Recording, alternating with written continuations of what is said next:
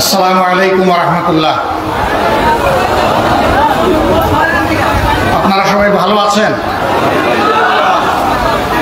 আমাদের সিলেটের সমাজে একটা বিষয় চালু আছে,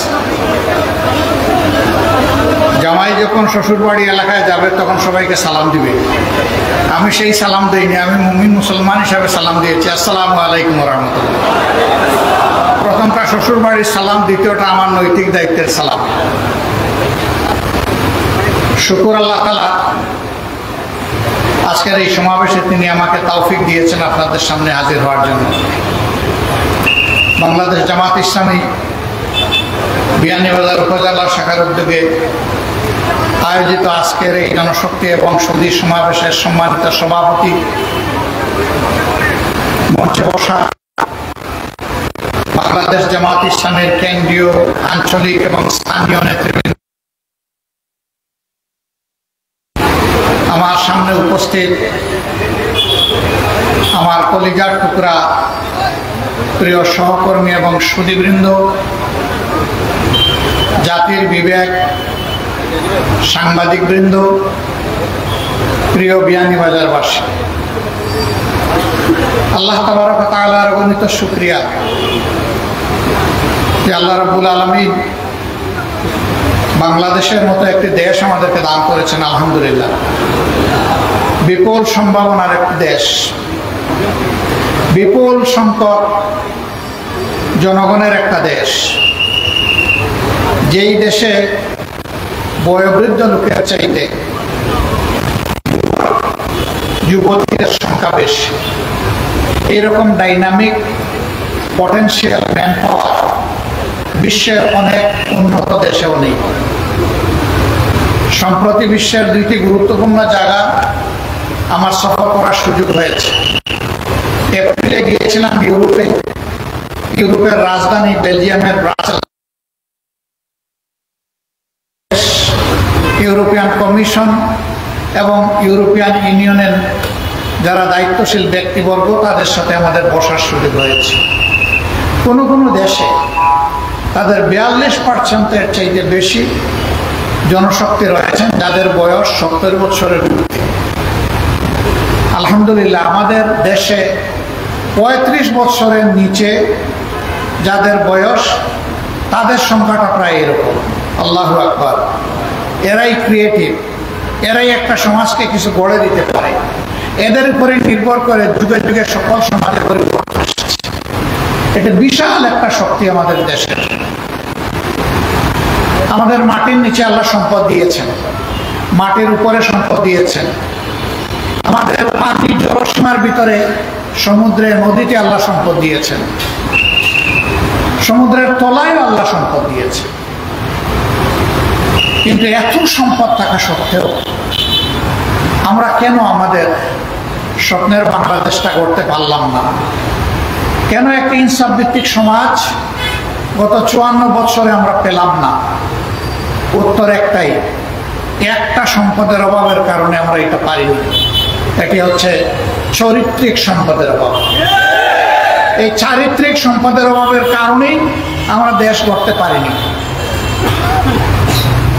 যারাই যখন দেশের দায়িত্বে গিয়েছেন দেশ পরিচালনার জন্য, তারা প্রথমে চিন্তা করেছেন আমার সুবিধাটা কোথায়, এরপরে চিন্তা করেছেন আমার দলের সুবিধা কোথায়। এই দুই সুবিধা হাঁপিয়ে উঠছেন। এরপরে জনগণের দিকে আসলে ভালো করে ফিরে তাকানোর তারা সময় পান না। এই প্রত্যেকটা মানুষ বড় ভাগ্যবান ভাই, আমি তার ব্যতিক্রম। সবার নিজের বাড়ির চাইতে শ্বশুর বাড়ি ধনী, তবে ইলেকশনের আগে নয়, বিজয়ী হওয়ার আগে নয়। বিজয়ী হওয়ার আগে হয়তো বা গরিব অথবা সমকক্ষ, কিন্তু বিজয়ী হয়ে গেলে এই শ্বশুর বাড়ির বাড়তে থাকে। তার কারণ মনে মনে ভয় পায়, আমার অ্যাকাউন্টে যদি টাকা ঢুকে দুদক হয়তো আমার ঘরে একদিন চলে আসে। কিন্তু যদি শ্বশুর শাশুড়ি শালা শালীর নামে পোস্টিং হয়ে যায়, শালার বোন নামে যদি জমা থাকে, তাইলে আশা করি দুদক সেখানে পৌঁছবে না।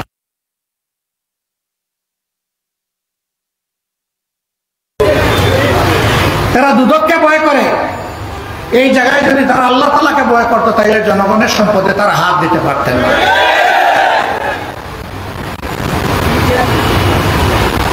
15.5 বছর এই দেশ থেকে বিপুল পরিমাণ অর্থ বিদেশে পাচার হয়েছে। বাংলাদেশ ব্যাংকের হিসাব মতো এর পরিমাণ হচ্ছে 26,58,000 কোটি টাকা, বাংলাদেশের বার্ষিক বাজেটের 5 গুণ। এই টাকা যদি বাংলাদেশের ভিতরে থাকতো তাহলে বাংলাদেশ আজকে কোথায় চলে যেত? এ মাসেই গিয়েছি চীন সফরে, এপ্রিলে গিয়েছিলাম ইউরোপে। সবার একই কথা, তোমাদের দেশে যদি একটা জিনিসের উপর তোমরা বিজয় অর্জন করতে পারো তাহলে তোমাদের দেশ বদলাতে 20 থেকে 25 বছরের বেশি সময় লাগবে না। একই কথা আমরা জিজ্ঞেস করেছি, আমাদের তো একটা অবজারভেশন আছে, তোমাদেরটা কি? বলেছে এটা দুর্নীতি, দুর্নীতি এবং দুর্নীতি। এই দুর্নীতি যদি তোমরা ঠেকাতে পারো তোমাদের দেশ বদলে যাবে। আমরা তোমাদের দেশের সাথে ব্যবসা বাণিজ্য করি, তোমাদের দেশের দুর্নীতি দেখে আমরা লজ্জিত হই, কিন্তু তোমাদের লোকেরা লজ্জিত হয় না। এটা কি একটা জাতির জন্য লজ্জার বিষয় না?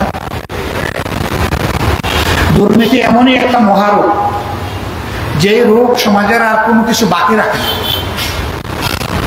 এই দুর্নীতির কারণে সমাজে সন্ত্রাস হবে, দুর্নীতির কারণে লম্পটরা লম্পট্য করে টাকার বিনিময়ে রেহাই পেয়ে যাবে, দুর্নীতির কারণে নিরীহ মানুষকে স্লটার করে জবাই করার পরে সে বেঁচে যাবে তার টাকা পয়সা দিয়ে।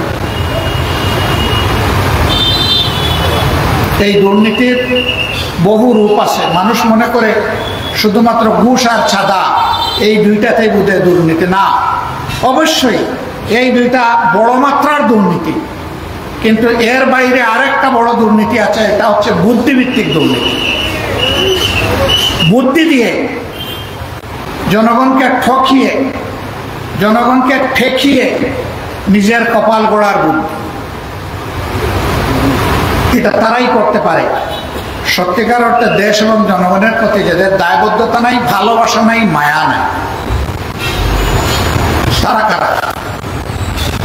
তারা আকাশে মেঘ দেখলে যারা দেশ থেকে পালায় যায় তারা। এই দেশ যদি তার নিজের দেশ মনে করত, জনগণের কাছে যদি দায়বদ্ধতা মনে করত, তাহলে নিশ্চয়ই তারা এই অপকর্মে জড়িত হতো না। তারা দেশ থেকে পালায় কেন? পালায় এ কারণে, যখন ক্ষমতায় থাকে তখন ধরাকে সরাগিয়ান করে, আর সব কিছুকে তার শ্বশুর বাড়ির যৌতুক মনে করে, সব কিছুকে হালাল মনে করে পেট ভরে। কিন্তু যখন ক্ষমতার মসনদ কোমরের নিচ থেকে চলে যায় তখন চোখে অন্ধকার দেখে, তখন দেশ থেকে একা পালায় না, গোষ্ঠী শুদ্ধ পালায়। বাংলাদেশ জামাত ইসলামী একটি মজলুম সংগঠন। এই সংগঠনের কোনো দায়িত্বশীল নেতা দেশ ছেড়ে পালাননি। বহু বিপদ এসেছে, চোখের সামনে ফাঁসির রশি দেখার পরেও আমাদের শ্রদ্ধেয় নেতা মীর কাসেম আলী আমেরিকা থেকে বাংলাদেশে চলে এসেছিলেন। তাকে বলা হয়েছিল don't come back to Bangladesh. তিনি বলেছিলেন কেন? বলছে যে আপনার নেতৃবৃন্দের প্রতি যা হচ্ছে আপনার প্রতি তাই হবে, কোনো ব্যতিক্রম হবে না। তিনি বলছিলেন ইনশাআল্লাহ আই উইল ফেস। আমি সত্যের উপর, সত্যের পাটাতনের উপর দাঁড়িয়ে আমি মিথ্যার প্রতিবাদ করবো ইনশাআল্লাহ। তাতে যদি আমার জীবন যায় যাবে, আমার দেশে যাবে, আমি পালিয়ে চুরের মতো বিদেশের মাটিতে থাকবো না। তিনি ফাঁসির রশিকে চোখের সামনে দেখেও চলে এসেছিলেন এবং সত্যি হাসতে হাসতে সেই ফাঁসির রশিকেও তিনি বরণ করেছেন। কেন তাহলে আমরা দেশ ছাড়ি না? কেন বিদেশ গেলেও চলে আসি ঝুঁকি নিয়ে? দুটি কারণ। নাম্বার ওয়ান, আমরা এই দেশকে, দেশের মানুষকে ভালোবাসি, সুতরাং এই মানুষ ছেড়ে আমরা কোথাও গিয়ে শান্তি পাই না। নাম্বার টু, আমরা যেহেতু চুরি চামারি করি না, এই জন্য আমাদের লোকদের কোনো বেগম ভাড়া নাই, থাকবে কোথায়? এই জন্যেই ঠিকানা আমাদের একটাই, আলহামদুলিল্লাহ, এটা আল্লাহ তাআলার জন্ম দেওয়া বাংলাদেশ। এই বাংলাদেশকে নিয়ে আমরা গর্ব করি, এই বাংলাদেশকে নিয়েই আমরা বাঁচতে চাই। আল্লাহ তাআলার কাছে আমরা সাহায্য চাই, এদেশের আপামর জনসার সাথে আমরা যেন মর্যাদার সাথে এই বাংলাদেশে বসবাস করতে পারি। শুধু বাংলাদেশ জামাতে ইসলামী আরামে থাকলে আমরা শান্তি পাবো না, আর আরামে থাকার কোনো সুযোগও নাই। থাকতে হলে গোটা সমাজকে নিয়েই থাকতে হবে। এই জন্য আমরা পরিষ্কার বলেছি, আমরা একটা সংগঠনের সহকর্মীদেরকে, এত মজলুম সহকর্মী কি তাণ্ডব গিয়েছে আমাদের উপর দিয়ে, আপনারা তার সাক্ষী। কোনো বক্তা আমার সামনেই সেই কথাগুলো বলেছেন, এই জন্য আমি এটার আর পুনরাবৃত্তি করতে যাচ্ছি না। কিন্তু 5 আগস্টের পরে আপনারা কি দেখলেন? যে বাংলাদেশ জামাতে ইসলামী তার 11 জন শীর্ষ নেতাকে হারিয়েছে, যে বাংলাদেশ জামাতে ইসলামীর প্রত্যেকটি কার্যালয় 3.5 বছর সিলগালা করে রাখা হয়েছিল, যেই বাংলাদেশ জামাতে ইসলামীর নিবন্ধনের প্রতীক কেড়ে নেওয়া হয়েছিল, যেই বাংলাদেশ জামাতে ইসলামীর শত শত কর্মীকে খুন করা হয়েছে, অসংখ্য কর্মীকে গুম করা হয়েছে, শেষ পর্যন্ত দিশাহারা হয়ে যে বাংলাদেশ জামাতে ইসলামীকে নিষিদ্ধ ঘোষণা করা হয়েছে, এর সাথে ইসলামী ছাত্র শিবির সহ আমাদের সকল সংগঠন। কিন্তু 5 তারিখ এই পট পরিবর্তনের পর আমরাই সবার প্রথমে জাতিকে অনুরোধ জানিয়েছিলাম, মেহরবানি করে শান্ত থাকুন, ধৈর্য ধরুন, কেউ কারো উপর কোনো প্রতিশোধ নেবেন না। গদিতে থাকা অবস্থায় ওবায়দুল কাদের আওয়ামী লীগের সাধারণ সম্পাদক সাহেব বলেছিলেন তার দলের লোকদেরকে যে কোনো মূল্যে গদি টিকিয়ে রাখতে হবে।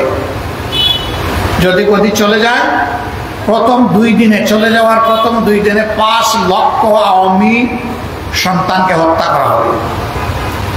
আলহামদুলিল্লাহ, এ ধরনের বিপ্লব, পরিবর্তন, অভ্যুত্থান যতগুলা দেশ দেখেছে তারা রক্তের স্রোত এবং বন্যা দেখেছে, কিন্তু বাংলাদেশে তা হয়নি। আলহামদুলিল্লাহ, বাংলাদেশের মানুষ আমাদের অনুরোধ রক্ষা করেছে। এর পাশাপাশি শুধু অনুরোধে কথায় চিড়া ভিজে না, পানিও তোমার দুধ দিতে হয়। আমরা সাথে সাথে আমাদের সহকর্মীদেরকে বলেছি, যাও, চলে যাও, সকল ধর্মের, মুসলমানদের মসজিদ, হিন্দুদের মন্দির, খ্রিস্টানদের গির্জা এবং বৌদ্ধদের মঠ, এই সবগুলো শক্ত পাহারা বসাও, লাঠি হাতে দাঁড়িয়ে থাকো, কোনো দুর্বৃত্ত যাতে গিয়ে সেখানে কোনো আঘাত করতে না পারে। আমরা বলেছিলাম এরকম পরিবর্তন হলে দেখা যায় যাদেরকে বলা হয় মাইনরিটি, আমরা মাইনরিটি বলি না, সংখ্যালঘু বলি না, বিভিন্ন ধর্মের লোকদের উপর অত্যাচার হয়, জুলুম হয়। আমরা বলেছিলাম তাদের শুধু ধর্মীয় উপাসনা নয়, কোনো ব্যক্তিও যদি আমাদের সাহায্য চায় তারও বাড়ি পাহারা দেবা, এবং প্রয়োজনে তার সাথে রাত্রে ঘুমাবা, তাকে নিরাপত্তা দেওয়ার জন্য, আশ্বস্ত করার জন্য।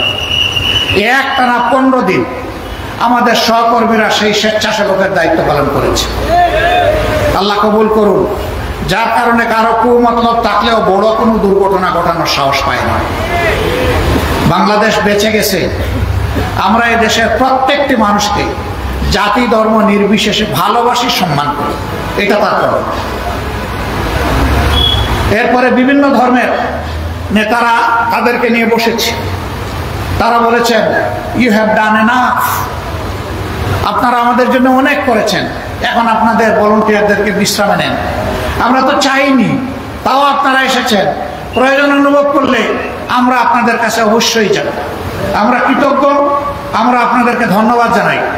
আমরা বলেছিলাম বক্তব্যের প্রথম অংশ ঠিক আছে, শেষটা মানলাম না, এখানে কৃতজ্ঞতার কিছু নেই, ধন্যবাদ জানানোরও কিছু নেই, এটি আমাদের নৈতিক দায়িত্ব ছিল। এই দায়িত্ব পালনে যদি আমাদের কোনো ভুল হয় আমাদেরকে ক্ষমা করবেন। তারা অনেকে কেঁদে দিয়েছে যে আমরা এতটা আপনাদের কাছে আশা করি। আমরা সরকারের সাথে এরপরে বসেছি, বলেছি তারা আমাদেরকে ক্লিয়ারেন্স দিয়েছেন, আমরা এখন ঘরে যেতে পারি, আপনারা কি বলেন? তারা একই কথা বলেছেন, হ্যাঁ আমরা দেখেছি, সরকার আপনাদের কাছে কৃতজ্ঞ। আমরা বলেছি না, এটি সরকারের দেশ নয়, এটি জনগণের দেশ। জনগণের পক্ষে জনগণ হয়ে আমরা দায়িত্ব পালন করেছি, অতএব এখানেও কৃতজ্ঞতার কিছু নেই, এটি আমাদের দায়িত্ব। সম্মানিত ভাইয়েরা, এরপরে এসেছে দুর্গাপূজা। আমরা সব জায়গায় বলে দিয়েছি, আগের মতোই যাও, তাদেরকে আশ্বস্ত করো, পাশে থাকো এবং শক্তি যোগাও, সাহস যোগাও। ইতিহাসের সবচেয়ে ভালো দুর্গাপূজার জন্য তারা শান্তির সাথে এবার করতে পারে, তারা করুক, এটা তাদের ধর্ম। আমরা তো পূজা করব, তাদেরকে তাদের কাজ করতে দাও, নিরাপদে যাতে করতে পারে।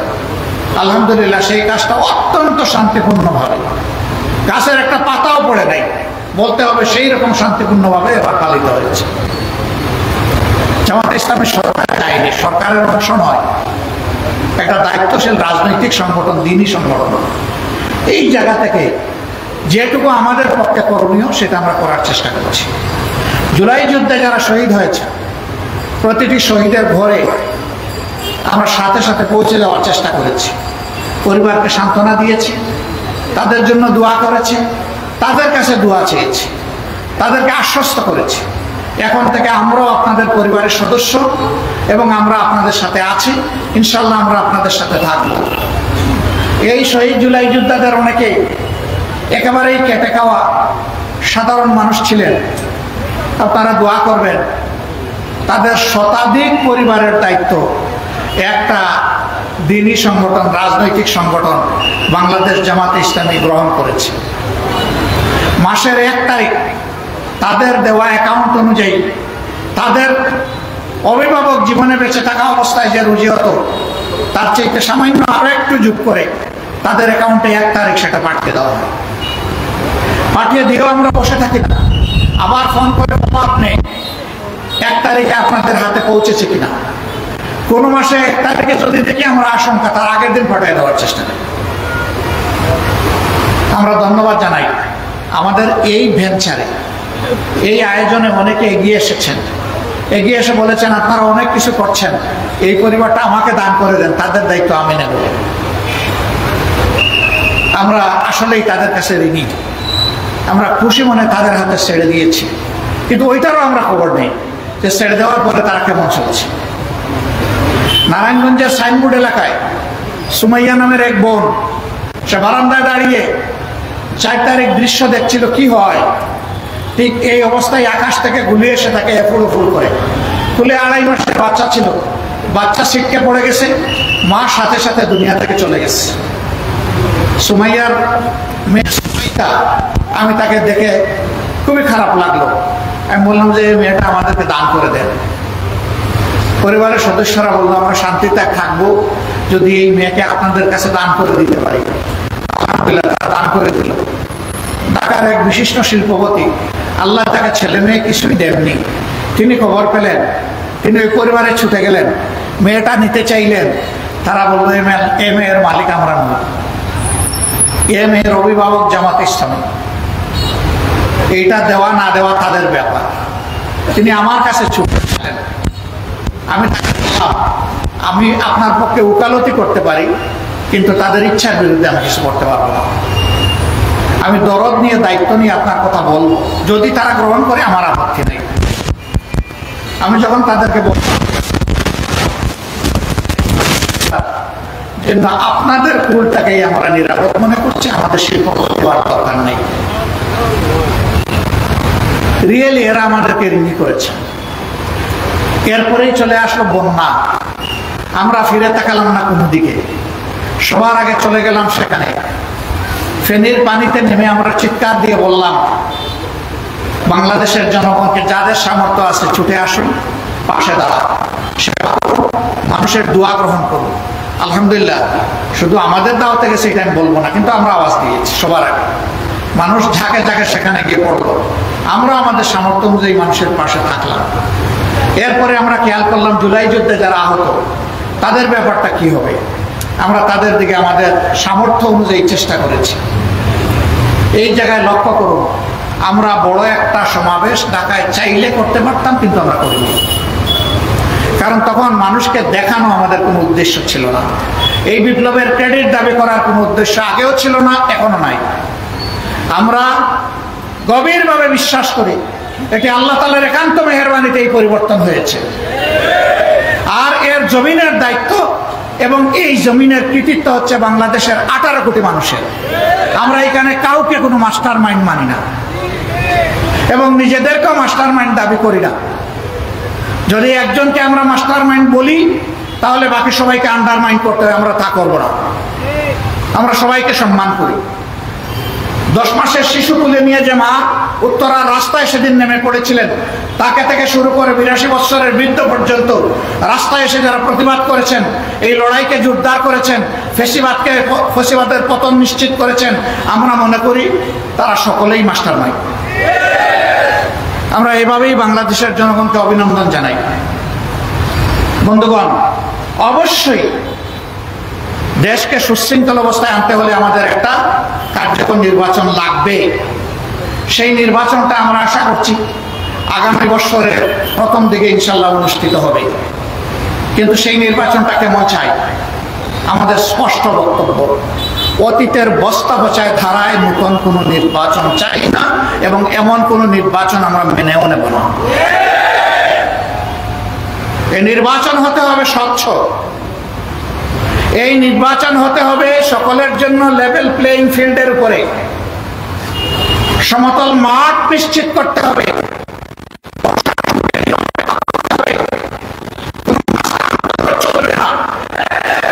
কালো টাকার খেলা মানব না। এগুলো নিশ্চিত করে আগামী বছরের প্রথম অংশে নির্বাচন দিতে হবে। নির্বাচন বিলম্বিত হলে কিছু জটিলতা সৃষ্টি হবে, আমাদের আছে, কিন্তু আমরা কোনো প্রিমেচিওর ডেলিভারি চাচ্ছি না। বাচ্চা 10 মাস 10 দিনে যে বাচ্চা জন্ম নেয়, সেই বাচ্চা স্বাভাবিকভাবেই সুস্থ সবল থাকে। 6 মাসের মাথায় বাচ্চা জন্ম নেয়, তাকে ইনকিউবেটরে রাখতে হয়। ওই বাচ্চা সারা জীবন দুর্বল থাকে। আমরা এরকম কোনো দুর্বল নির্বাচন এবং দুর্বল গণতন্ত্র চাই না। আমরা গণতন্ত্র এবং নির্বাচনকে তার মজবুত পিলারের উপর দেখতে চাই। আমরা সংস্কারের কথা বলেছি, অবশ্যই সংস্কার করতে হবে। আমরা স্থানীয় সরকার নির্বাচনের কথা বলেছি দুর্ভোগ কমানোর জন্য, এটা একটা নির্বাচন। বহু জায়গায় এখন স্থানীয় সরকারের কোনো প্রতিনিধি নাই, জনগণের সাফারিং হচ্ছে। কিসের রাজনীতি? জনগণকে আমি সাফারিং এর মধ্যে রেখে দেব? এই জন্য আমরা বলেছি যে আগে স্থানীয় সরকার নির্বাচন দিয়ে জনগণের সাফারিংটা দূর করে। আমরা প্রবাসীদের ভোটাধিকার চেয়েছি। এই আন্দোলন, এই বিপ্লব, এই অভ্যুত্থান আমরা একা করি নাই। আমাদের প্রবাসীরা সমান কৃতিত্বের দাবিদার। তাদের ভোটাধিকার কেন থাকবে না? তাদের ভোটাধিকার অবশ্যই নিশ্চিত করতে হবে। তাদের ভোটাধিকার শুধু নিশ্চিত করতে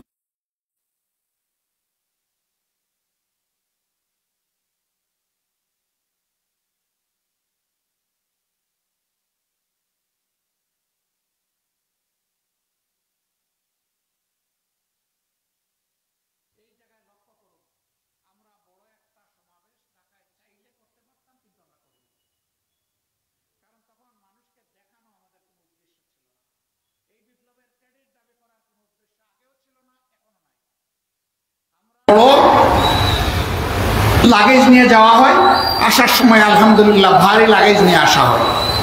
এই জায়গায় খুব ভালো গুরুত্ব দেওয়া হয়।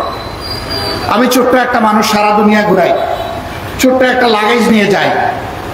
নতুন জায়গায় গেলে বন্ধুরা বলে যে আপনার ট্যাগটা দেন। আমি কিসের ট্যাগ? বলে যে আপনার লাগেজ ট্যাগ। আমি বললাম ভাই আমি নিজেই লাগেজ। না দেন, আপনার কষ্ট হবে। আমি তাইলে এইটাই নেন। আর কোনো লাগেজ নাই। আমি বলি এইটাই আমার জন্য যথেষ্ট। কেউ আমাকে একটা শার্ট দিতে চাইলে, একটা গেঞ্জি দিতে চাইলে, কোনো উপহার দিতে চাইলে আমি বলি আমার লাগেজ খুলে দেখেন, জায়গা থাকলে আপনি ঢুকাই দেন। আমার লাগেজে কোনো জায়গা নেই। আর আমি এইখানে সম্পদের বোঝা বাড়াতে আসিনি। আমি এসেছি আমার গুনার বোঝা কমাতে। আমি এসেছি আমার দেশ এবং জাতির পক্ষে কিছু দায়িত্ব পালন করতে। মেহরবানি করে এটা যারা পছন্দ করে তাদেরকে দিবেন, আমি এটার উপযুক্ত লোক নই। আমাদের এই প্রবাসীরা রাজনৈতিক নেতাদেরকে ওই সমস্ত দেশে গেলে কি পরিমাণ ভালোবাসে। এই রাজনৈতিক নেতারা যদি একবার বিবেক দিয়ে চিন্তা করতেন, তাহলে তাদের এত বিড়ম্বনা পোহানোর কোনো প্রশ্নই উঠত না। বন্ধুরা, আমরা আপনাদেরকে জানাই দিচ্ছি আছি, এই দাবির পক্ষে আমরা মজবুতভাবে আছি এবং ইনশাআল্লাহ এই দাবি আপনাদের পক্ষে আমরা আদায় করে ছাড়বো ইনশাআল্লাহ। সম্মানিত ভাইয়েরা, একটা দেশ, খুব বড় কিছু চাহিদা আমাদের নাই। আমাদের চাহিদা হচ্ছে সমাজের সকল মানুষ ন্যায় বিচার পাবে। আমাদের চাহিদা হচ্ছে সমাজে বৈষম্য থাকবে না। আমাদের চাহিদা হচ্ছে দুর্নীতির কোনো রেশও থাকতে দেওয়া হবে না, এমন একটা সমাজ আমরা চাই। ড্রেনের পানি দিয়ে 10 বার হাত পা ধুইলে নিয়ম মাফিক উজু হবে কেন? কারণ ড্রেনের পানি অপবিত্র। এই মানবিক দুর্নীতিমুক্ত ইনসাফ ভিত্তিক দেশ কেবল তারাই করতে পারবে যারা নিজেরা এর উপরে চর্চা করে। আমরা ওয়াদাবদ্ধ, আমরা সেইভাবেই আমাদের জনশক্তিকে গড়ে তুলেছি এবং আগামী ইনশাল্লাহ এইভাবেই আমরা দেশ করতে চাই। দেশের মানুষ আমাদের উপর আস্থা রাখলে আমরা তাদের আস্থার প্রতিদান জীবনের সব কিছুর বিনিময়ে দেওয়ার চেষ্টা করবো ইনশাআল্লাহ। বিয়ানীবাজারের পাশে একটা উপযুক্ত মানুষকে আপনাদের সামনে আমরা প্লেস করেছি, তার সম্পর্কে ইতিমধ্যেই জেনেছেন। আমরা আশা করব বাংলাদেশকে স্বপ্নের বাংলাদেশ হিসেবে গড়ে তোলার জন্যে আপনারা সবাই তার পাশে দাঁড়াবেন ইনশাআল্লাহ। এখানে যারা আছেন তারা ঘরে ঘরে আমার এই অনুরোধ সালাম মেহেরবানি করে আপনারা পৌঁছে দেবেন। আপনাদের কাছে একটু ভালোবাসা সমর্থন চাই। আল্লাহ আমাদের সহায় হবে। আসসালামু আলাইকুম ওয়া রাহমাতুল্লাহি ওয়া বারাকাতুহু। আমরা একটি মানবিক বাংলাদেশ করতে চাই, ক্ষুধা এবং দারিদ্র্যমুক্ত, সন্ত্রাস এবং দুর্মুক্ত একটি বাংলাদেশ। এই বাংলাদেশ গড়ার জন্য ভালো মানুষের দরকার, দায়িত্বশীল মানুষের দরকার, ন্যায়বান মানুষের দরকার। আমাদের হাত, আমাদের পা, আমাদের চলাফেরা, আমাদের বক্তব্য, আমাদের আচরণ, আমাদের লেনদেন দেশবাসীকে উদ্বুদ্ধ করবে। আমাদের সামগ্রিক এই চরিত্র বিয়ানীবাজার, গোলাপগঞ্জ সহ বাংলাদেশের সমস্ত মানুষকে উদ্বুদ্ধ করবে। আমরা সেই ধরনের একটি বাংলাদেশ দেখতে চাই, যে বাংলাদেশে আমাদের ছোট ছোট শিশুরা ক্লাস করা অবস্থায় নির্মম হত্যাকাণ্ডের শিকার হবে না। এই ধরনের দুর্ঘটনামুক্ত একটি বাংলাদেশ আমাদের দরকার। আমাদের এই বাংলাদেশে আজকে যে ধরনের অন্যায় হচ্ছে, বিভিন্ন ধরনের রাহাজানি হচ্ছে, আমরা সেই ধরনের রাহাজানি মুক্ত, অন্যায় মুক্ত বাংলাদেশ চাই। আমরা দৃঢ়ভাবে বলতে চাই যে আমরা দুর্নীতি করব না। দুর্নীতি যারা করবেন তাদেরকে আইনের মুখোমুখি করতে আমরা বাধ্য করব। আমরা সন্ত্রাস করব না, কেউ সন্ত্রাস করলে তাকে আইনের মুখোমুখি হতে হবে। আমরা দুর্নীতিমুক্ত, সন্ত্রাসমুক্ত, গুমমুক্ত, চাঁদাবাজ মুক্ত একটি বাংলাদেশ গড়ব ইনশাআল্লাহ। এই বাংলাদেশ গড়ার জন্য সবাইকে এগিয়ে আসতে হবে। সেই এগিয়ে আসার বিষয়ে আমাদের সম্মানিত আমিরে জামাত বিপ্লবী দায়িত্ব পালন করছেন। বিশেষ করে আমাদের সাংবাদিক বন্ধুরা এখানে আছেন, আমরা তাদের সহযোগিতা সবসময় পেয়ে আসছি। আমাকে ঢাকা থেকে অনেকে বলেছিলেন আসতে, যে জুবের ভাই আমরা যেতে চাই আমিরে জামাতের এই সুন্দর অনুষ্ঠান কভারেজের জন্যে। তো রাস্তার যে অবস্থা, সকালে রওনা দিলে আগামীকালকে হয়তো সকালে তারা পৌঁছবেন। এই জন্য আমি অনুৎসাহিত করেছি, সামনে আসবেন ইনশাআল্লাহ। রংপুরে আমরা নিয়ে গিয়েছিলাম, খুবই সুন্দর, আলহামদুলিল্লাহ তারা সহযোগিতা করেছেন। আমরা আপনাদের সহযোগিতা চাই, আমরা সবার সহযোগিতা চাই। নূতন এই বাংলাদেশ করার জন্য আমরা কাঁধে কাঁধ মিলিয়ে সবাইকে সাথে নিয়ে ইনশাআল্লাহ আমরা এগিয়ে যাব, সেই প্রত্যাশা ব্যক্ত করে আপনাদের সবাইকে মোবারকবাদ জানিয়ে আমার কথা এখানে শেষ করছি।